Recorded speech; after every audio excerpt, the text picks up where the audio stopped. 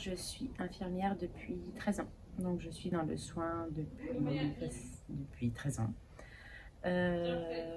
Donc, au début, c'était le temps d'acquérir ma technique. Une fois que j'ai acquis la technique, c'était vraiment l'aspect accompagnement qui m'intéresse toujours. Et en fait, en tant qu'infirmière, on est de plus en plus limité en fait en temps pour pouvoir accompagner correctement les personnes. Et puis en médecine traditionnelle, on a tendance à vouloir dissocier le corps de l'esprit. Et c'est vraiment cette composante, moi, qui me manque actuellement. Enfin, je sens que j'ai des choses à travailler et que j'ai besoin d'outils pour mieux accompagner ces personnes. J'aimerais aussi développer, commencer à me former afin de développer une activité annexe pour sortir de l'hôpital et de ces contraintes, des contraintes qu'engendre l'hôpital, quoi. Ouais, je comprends. De remettre un peu du sens sur ton métier patient. Exactement. Et de te donner des outils qui te permettent de remettre du sens un peu dans tout ça. Exactement. Et oui, c'est ça. J'ai envie, hein, donc j'ai essayé de le faire pendant très longtemps, jusqu'à un burn-out. Et je me suis dit, non, là, il faut revoir les choses, en fait. On ne peut pas se perdre sur le... Et du coup, ça t'a amené à faire cette formation. En fait, alors, ce qui s'est passé, j'ai commencé, en fait, pour... Moi-même, j'ai senti que mon corps me parlait et que j'avais besoin de l'écouter. J'ai consulté moi-même une kinésiologue et ça a été une révélation en me disant, mais effectivement, parfois, il y a des mots du corps qui ne sont pas forcément liés au corps, en fait, qui sont liés à des émotions qui se sont engrammées à l'intérieur de moi et mon corps me parle, en fait. Écoute-les. Et j'ai fait 2 séances de kinésio. Et à la base, j'y allais pour des douleurs au genou. Je ne pouvais plus marcher par moment et ça s'est complètement levé. Et je me suis dit, mais c'est merveilleux, en fait. C'est une technique facile, rapide et qui permet de soulager les maux. Et en avançant aussi sur son chemin personnel, en fait. Donc j'ai trouvé ça hyper intéressant. Donc ça a trotté un petit peu dans ma tête. Et puis je me suis dit, moi qui envisage une reconversion parce que je vois que l'hôpital ne me va plus, pourquoi pas kinésio. Donc j'ai rencontré des kinésiologues, j'ai testé aussi plusieurs kinésiologues, j'ai appelé des kinésiologues et je me suis renseignée sur les écoles. J'ai visité les écoles et j'ai monté tout mon petit projet. Et cette formation était pour moi l'occasion de tester mon projet professionnel, à savoir est-ce que c'est vraiment ta voie, est-ce que tu as vraiment envie de continuer là-dedans ou pas du tout. Qu'est-ce qui t'a fait choisir JS ?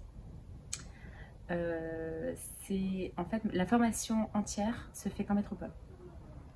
Et le seul accès pour pouvoir tester mon projet pro était à La Réunion.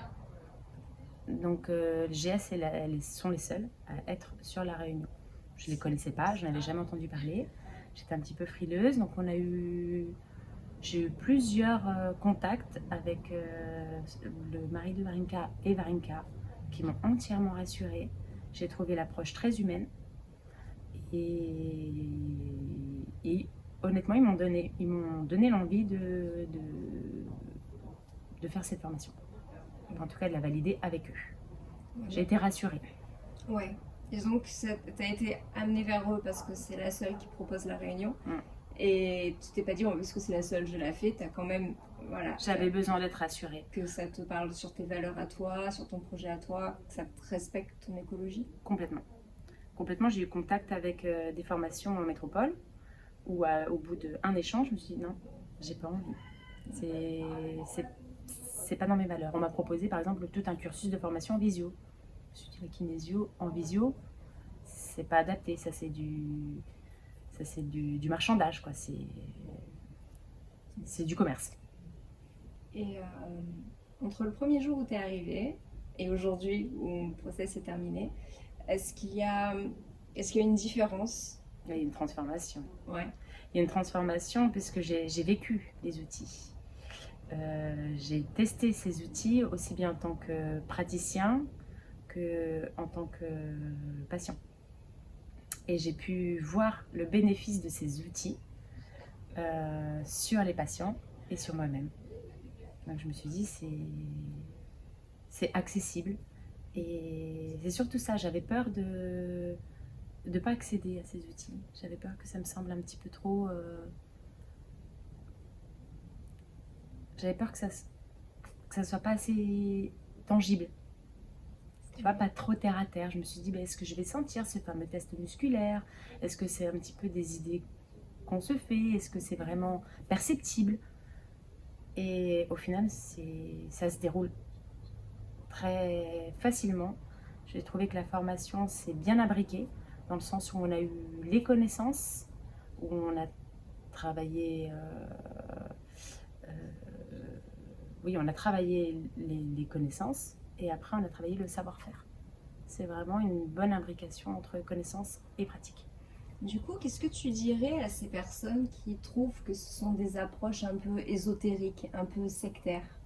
Justement, j'ai été vraiment surprise de me dire que finalement c'est réel, c'est tangible, c'est perceptible. Et que le corps en fait il parle. Et qu'il faut juste avoir les moyens et les connaissances pour l'écouter. Et les connaissances, est-ce qu'elles sont ésotériques ou est-ce qu'elles sont quand même basées sur des choses concrètes et vérifiables? Faut faire le test en fait pour le savoir. Et c'est au moment du premier test où on le sent. Au moment du premier test où on se dit, ça fonctionne. Attends, je vais réessayer. Ça fonctionne. Je réessaye. Mais oui. Et c'est réellement vrai, le corps parle vraiment. Et qu'est-ce que tu dirais à une personne qui est intéressée, elle est un peu appelée vers la kinésiologie, mais elle ne sait pas si elle veut se faire former, par exemple. Tu as une personne en face de toi qui est dans le doute, et voilà, elle vient te voir. Je sais que tu as été formée en kinésiologie, moi j'aimerais être dans l'accompagnement, mais je ne sais pas trop si cet outil me correspond. Qu'est-ce que tu pourrais lui répondre? Moi j'ai eu besoin de tester une séance. J'ai eu besoin de tester même plusieurs séances par moi-même. Et il a été proposé, on a eu 2 personnes qui sont venues observer une demi-journée. Et je pense que ça permet déjà de voir si ça correspond ou pas. Donc si la personne, elle s'interroge, tu lui dirais d'en profiter pour appeler donc Laurent Ovarinka pour venir voir concrètement. Exactement, pour faire juste une demi-journée ou 1 heure d'observation. Pour enlever un peu l'obscurité et mettre la personne en transparence en fait. Exactement. Est-ce que tu rajouterais quelque chose que je t'ai pas demandé? Oui, j'insisterai sur l'aspect humain de la formation, sur le côté un peu familial. D'ailleurs, on est reçu dans une maison, c'est pas dans une salle blanche de formation. Et du coup, on est tout de suite à l'aise.